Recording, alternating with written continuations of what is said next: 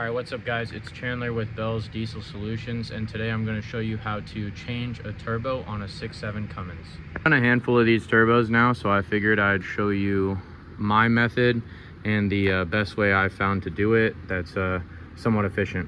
We're fortunate enough to be in a semi-cooled shop today. We're a fully mobile repair diesel service, so we're always on the road and never know what work conditions we're going to get into, but today on a 100-degree day, it's not bad to be in a 70-degree shop. So I've already got into a little bit, but the first step you're gonna do is remove the battery cables and remove the passenger side battery and air box. So as you can see, you're already starting to see the turbo. So there's many different ways to do this. Many people pull the whole manifold with the turbo. I've seen others pull stuff up here to try and get more access to the turbo. The way I do it is pull the reservoir, the battery box, the air box, and then the tire and inner fender.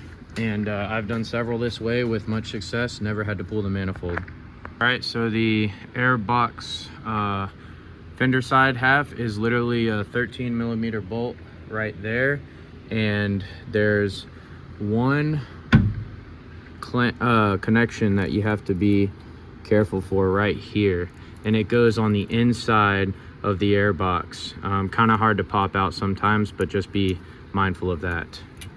To take off the inner fender, it's just a series of 8mm bolts here, and you might have a couple underneath the truck down here, and depending on your configuration, you might have a few up here, but it looks like this fender came off before, so it was just 8mm bolts for me. And look at the access you have, much better. So I just use an adjustable wrench on these, but I think it's a 3/8 or 1/4 inch little socket here, and to take the battery off. And then the air box is a series of Phillips and flathead screwdrivers, and you have one clamp right here to take off for the air intake return, and the whole air box will slide out in one piece. All right, so now we're going to move the exhaust clamp right here, not mess with the O2 sensor. We're just going to push it out of the way because those can break pretty easily. We're going to take the VGT connectors off. We're going to take the intercooler piping off and spray down the manifold nuts for the turbo. Take the oil feed and coolant feed off, and then when we get under the truck, we'll take the oil drain and coolant drain as well. Before we do that, we're gonna finish removing the battery box. There's a couple bolts underneath that you can't get to unless you remove the inner fender, and then we're going to drain some coolant out and take the reservoir off, and that'll give us plenty of space to start working. All right, so got the 2 bolts on the bottom undone for the battery box. Now for this, people do this different ways, but what I do is take off these 2 connections here and the battery positive and battery negative, and just remove this switch as a whole. So they're hard to take out with one hand. So yeah, the longer side goes to the driver's side, and this shorter cable here goes closer to the passenger side, and then the red and black, obviously, you just take off. All right, so look how much room we're making here. Next, we're gonna remove the reservoir. So you do have to drain a little bit of coolant. You can either do this from this bottom hose here, if you can fit something to where it won't get everywhere, or from the lower radiator hose. I've done that before as well. The thing to keep in mind is if you're working, especially on a customer's vehicle, you're going to be hanging over the fender a lot, so a step comes in really handy. I don't think I could do it without one. And as well, don't wear anything that could scratch the paint. I'm in a long t-shirt and pants with a buckleless belt, so you just want to be mindful of that. That way you don't want to get any scratches on a customer's vehicle. All right guys, got the reservoir off. So it's going to be a 10mm bolt here, one under that you access from the inner fender here, and then one right here, and that'll take the reservoir off as long as this hose is disconnected and this top hose. The Dodge Tech decided to screw us and put the clamp against the radiator, so we're just gonna take the intercooler piping off from this side of the turbo and see if we can get the turbo out. All right, so next is I take the coolant feed and the oil feed line off, and I also take them off from this side so that you don't have to worry about kinking or pinching when you're trying to remove the turbo. I'm gonna mention, but you will need to drain the coolant from the block to be able to remove the feed line from the coolant, and I just did it through this lower radiator hose here. If you could get some sort of funnel and then a bucket underneath, that'll catch most of it. It'll make a little bit of a mess, but it's about probably 4 gallons of coolant. While you're working, I would spray your nuts down with a PB blaster or something like that. That'll make them easier when you go to remove it. You'll have 3 nuts and then you'll have 1 upside down nut. We're gonna start moving to underneath. So we're gonna do the exhaust clamp. That's an 11 millimeter bolt right here, or nut I should say. And you're gonna pry it off with a little pry bar or screwdriver and just push the exhaust back. So this is really important. If you notice on the exhaust, there's a little pin. On this side, there's a little hole. When you go back in with the turbo, you're gonna have to align the pin in the hole or it'll never go in. It can be quite challenging. There's also no gasket. It's sealed just simply by the clamp and this ledge piece here. Thing to mention is to get the turbo out and in, you need to loosen the passenger side motor mount. And how you do that is with this bolt right here and the same bolt on the, or this nut right here and the same bolt on the other side.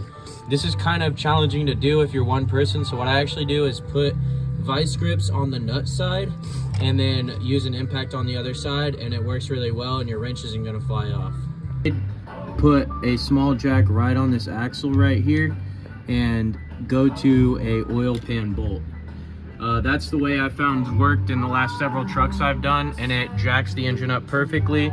Just make sure your wheel is stable first, your original jack point, and it jacks it up perfect. So you just want to make sure you're going on an oil pan bolt and not the gasket itself, because it will smash the gasket and cause a leak. So there's 2 ways to pull this turbo. You can go underneath, bend the heat shield out of the way, take the 2 10 millimeter bolts off the oil drain tube and the larger coolant bolt, banjo bolt, to this hose right here. Or you can take the coolant hose off of the block side and then pull the oil drain tube with the turbo. I haven't done it this way, but I'm going to try it and see if it's a little bit quicker, because that shield can be a pain to get out of the way. So your turbo manifold bolts are 15. The best thing to use for these is a long ratcheting wrench if you can. If not, you can double up on a short wrench and get some more leverage. But this is gonna be very tough to get out. Just don't give up, just keep trying, they will come out. So I loosen all the manifold bolts first, and then I'll take individually the nuts off and leave the easiest one to get to for the final nut. I also wear a thicker glove when removing, because I find that it gives me the ability to get a little bit more torque on the wrench and really pull with my back before it starts hurting my hand really bad. So that's a little tip too. You might put a worker's glove on when you're wrenching on these things, and you can actually get a lot more torque to that nut. All right, turbo's out. I know I was gonna try the way to not remove the drain plug or drain tube bolts, but it just didn't seem to go as easy. So from the inner fender here, with the turbo, you just reach in, and I used a 1/4 inch ratchet and a short stubby 10 mil, and you can get right in between this shield and the drain tube. So it worked out really well. Sorry the music's a little loud, but this is the new turbo.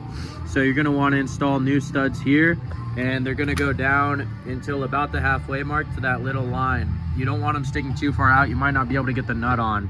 The other thing is just check it over, and you're gonna want to put a little oil in the oil feed.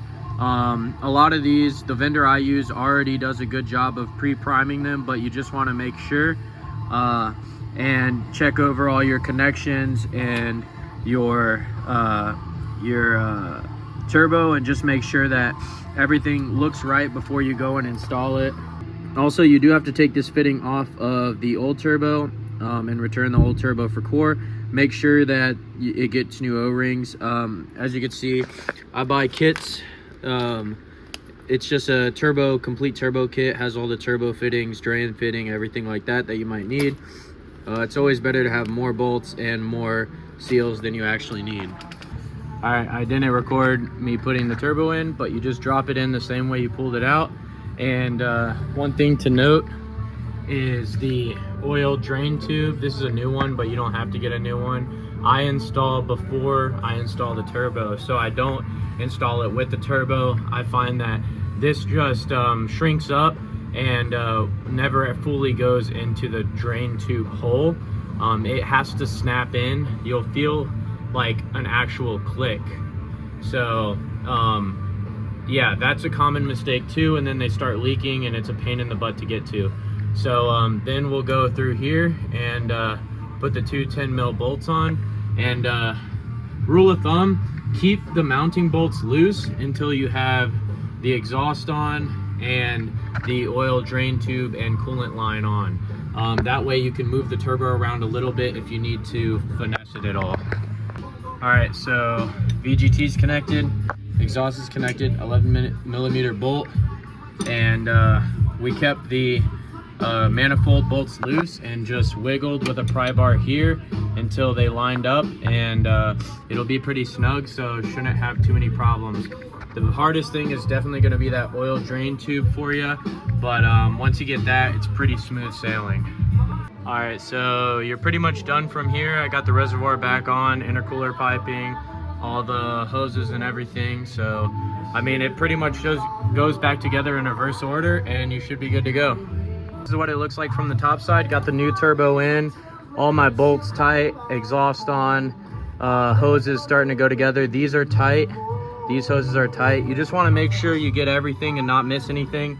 Plug in the VGT, everything like that. So literally we just have to fill up the coolant, throw the battery box on, throw the air box on, and we're good to run it. I'll leave the fender off until I'm totally done, just so I can check for any leaks or anything like that. And then once I test drive it and everything, I throw the fender on last.